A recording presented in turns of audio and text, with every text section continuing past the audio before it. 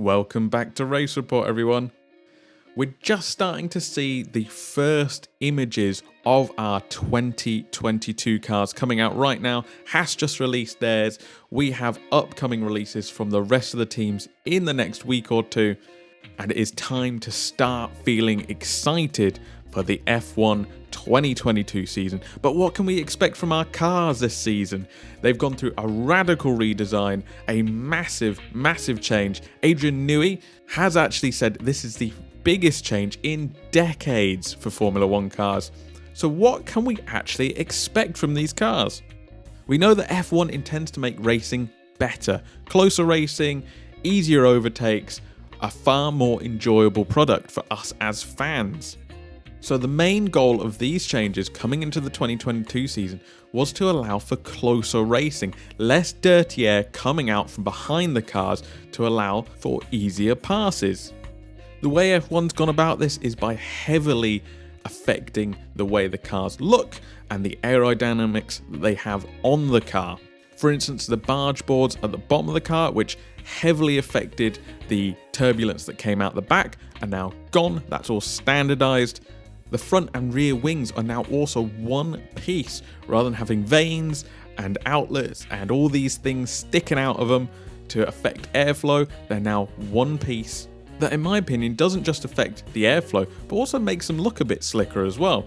Particularly that rear wing, it's got like a futuristic vibe going on there. The cars will still have DRS to help them overtake in the initial part. However, if the plans of allowing close racing and easier overtakes do come through, then perhaps we'll see DRS disappear because it's not needed. DRS was implemented as a tool to allow for overtakes because it was so hard to overtake in this latest era of car. I know fans and drivers alike will be celebrating if that change does come through, because it'll allow for overtakes at different parts of tracks. It'll, show drivers who are braver, that kind of thing, rather than just waiting for the next DRS zone to come around and then overtaking there. Very standard behavior at this point. We're also seeing changes to the tires. They're getting bigger. We're also getting caps on the rims. I'm interested to see how teams will build those into their liveries. Could be a fun little addition there. And the cars are actually getting smaller as well. For the last few years, we've seen cars getting bigger, getting wider, which has no doubt allowed people to defend easier. Obviously, if your car is, very big, it's going to be harder for people to come round if you're in a braking zone, for instance.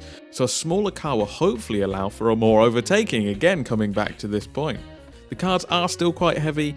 Obviously, we're still dealing with these turbo hybrid engines, quite heavy engines.